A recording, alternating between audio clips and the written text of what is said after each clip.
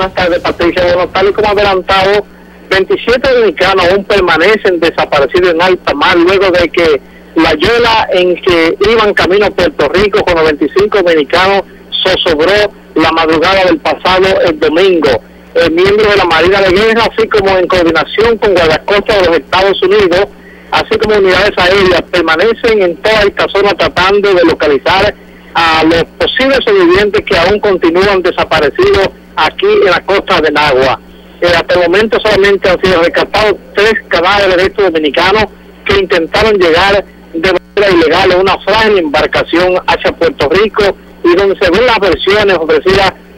eran 95 en total los que intentaron llegar a la vecina isla.